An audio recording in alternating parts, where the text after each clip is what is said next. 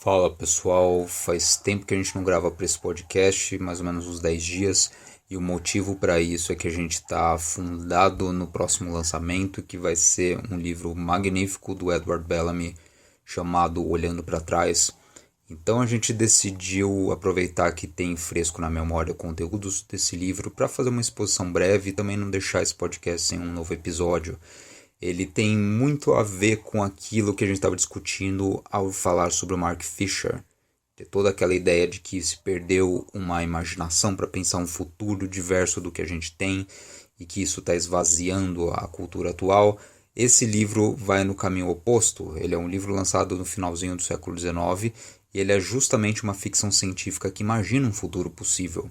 O roteiro dele é muito fácil de explicar.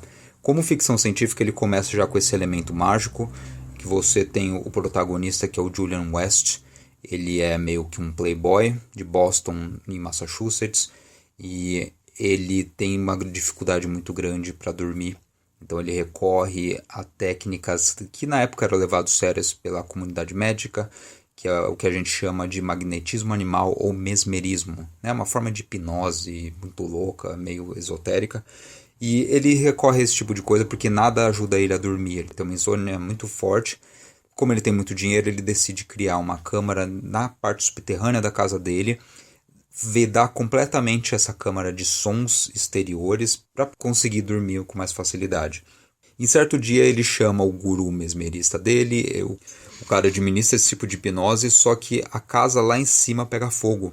E ninguém sabe, além do mordomo desse cara, que ele tem essa câmara secreta. Então todo mundo imagina que ele morreu também e foi incinerado com o resto da casa. Como ele está nesse estágio de hipnose quase mágico, as funções vitais dele são diminuídas a um nível mínimo para a sobrevivência e ele consegue sobreviver por vários anos. Ele acorda, na verdade, nos anos 2000, cento e tantos anos depois, e ele encontra os Estados Unidos da América socialista. É uma sociedade totalmente diferente, que as coisas são harmônicas, funcionam de fato. E parte da graça desse romance é a gente acompanhar o choque que ele sofre, né, enxergando tudo aquilo, principalmente porque ele era parte da elite e de uma elite muito diferente, com o sofrimento dos trabalhadores e tudo mais.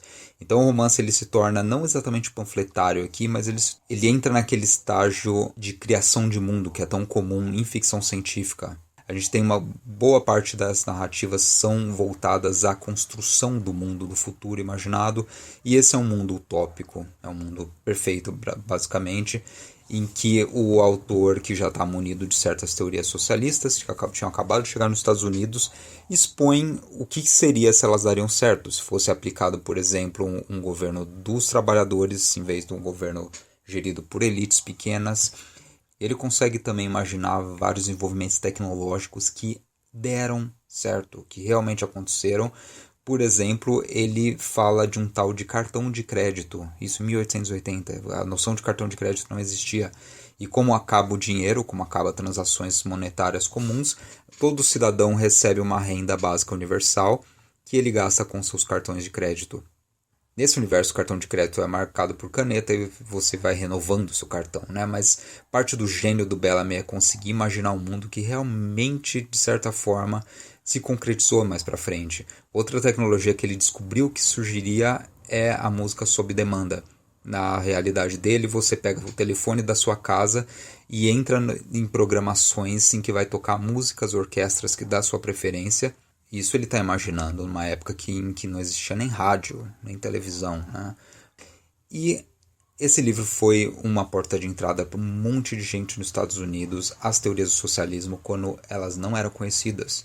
Estados Unidos é um país em que a boa parte dos livros teóricos mesmo de socialismo chegaram a partir de 1890 só. O Capital do Marx foi traduzido só nessa época.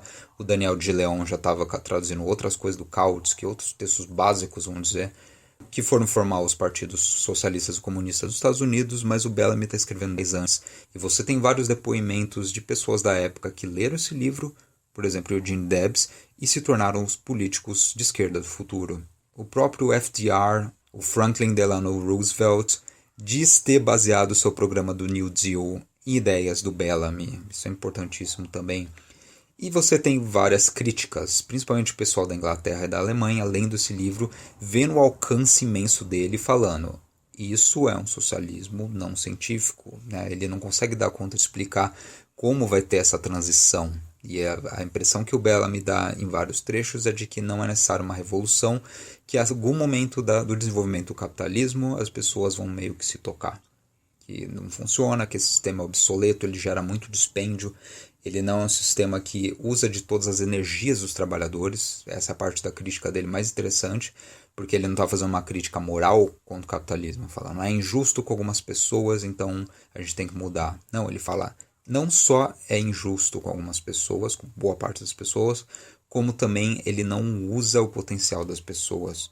O capitalismo faz as pessoas fazerem trabalhos inúteis de publicidade, por exemplo, investir grande quantidade de dinheiro, recursos e tempo dos trabalhadores em distribuição, em frete, ao passo que se você tivesse um governo unificado e grandes cooperativas de trabalhadores, até a distribuição dos produtos ficaria simplificada.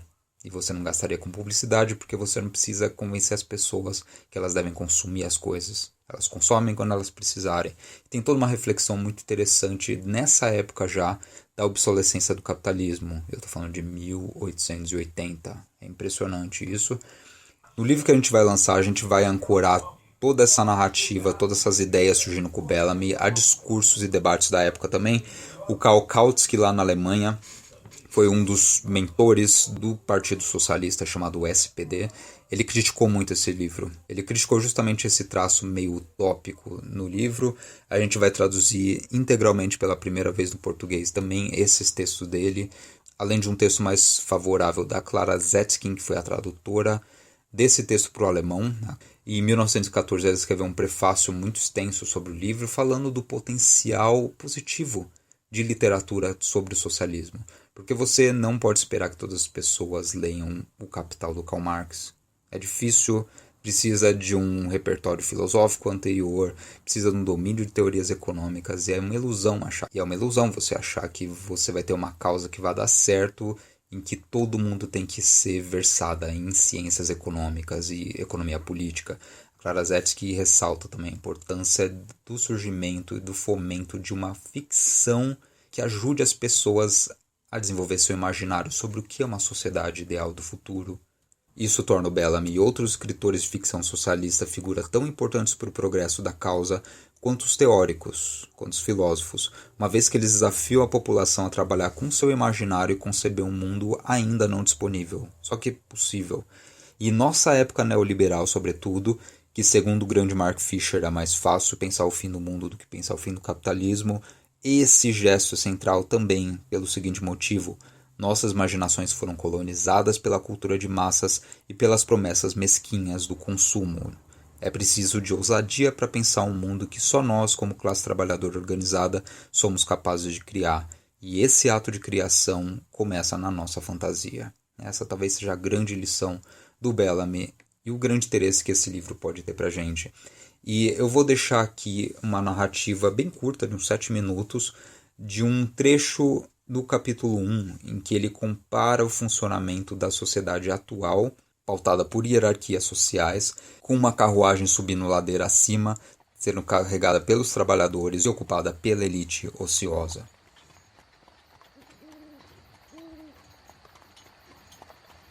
Para dar ao leitor uma impressão geral do modo como as pessoas coexistiam naquele tempo, em 1887, e especialmente das relações entre ricos e pobres, é melhor que façamos uma comparação. A sociedade de então era como uma carruagem prodigiosa e apinhada de massas de gente se arrastando a muito custo por uma estrada extremamente íngreme e empoeirada.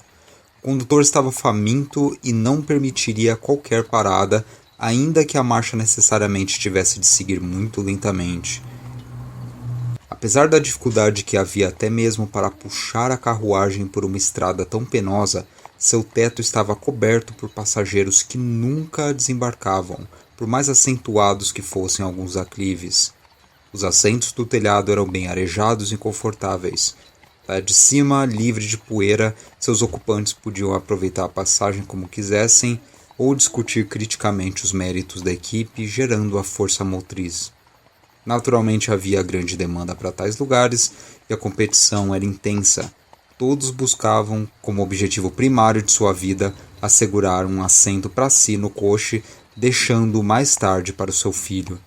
Como regra da carruagem, um homem podia deixar seu assento para quem bem entendesse, embora ocasionalmente houvesse muitos acidentes por meio dos quais tal assento podia ser perdido por completo. Assim, esses lugares eram tão instáveis quanto eram agradáveis. A cada solavanco repentino da carruagem, pessoas escorregavam e caíam no chão, onde eram compelidas a agarrar a corda para ajudar a arrastar a carruagem sobre a qual, antes, viajavam agradavelmente.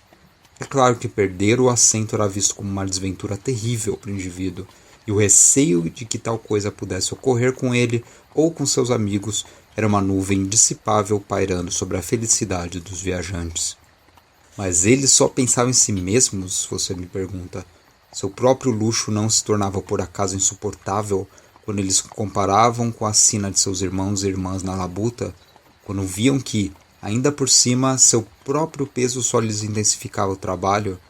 Não teriam compaixão por seus semelhantes, dos quais se distinguiam apenas pela fortuna? Ah, sim. Frequentemente aqueles que eram levados pelos que empurravam o carro expressavam comiseração, sobretudo quando o veículo empacava em um trecho ruim da estrada, algo que ocorria constantemente, ou em uma subida particularmente íngreme. Nessa época, o esforço desesperado do grupo, seu sacolejo agonizante sob o açoite impiedoso da fome, os muitos que desmaiavam na corda, tudo isso constituía um espetáculo bastante perturbador, e que geralmente suscitava louváveis demonstrações sentimentais no topo da carruagem. Nessa época, alguns passageiros de cima gritavam em tom encorajador para os que se esforçavam nas cordas abaixo, exortando que fossem pacientes, que haveria compensações possíveis no outro mundo para a dureza de seu fardo. Já outros contribuíam comprando pomadas e linimentos para os aleijados e feridos. Todos concordavam que era uma lástima o fato de a carruagem ser tão dura de carregar e havia um senso de alívio generalizado sempre que um trecho de estrada particularmente ruim fosse transposto. Na verdade, o alívio não vinha inteiramente do time de carregadores, pois sempre havia certo risco de capotar em trechos ruins, um evento no qual todos os de cima perderiam seus assentos. Deve-se admitir verdadeiramente que o principal efeito da desgraça dos que se esfalfavam na corda era o de intensificar o apego que os passageiros nutriam por seus assentos sobre o coche, levando-os a se agarrar ainda mais desesperadamente do que antes. Se os passageiros pudessem se assegurar de que nem eles nem seus amigos cairiam do topo, é provável que, além de contribuir com fundos para as pomadas e linimentos, eles se dariam muito pouco ao trabalho de fazer algo pelos que arrastavam a carruagem. Tenho consciência de que isso parecerá incrivelmente desumano para homens e mulheres do século XX, mas há dois fatos, ambos muito curiosos, que explicam a situação parcialmente.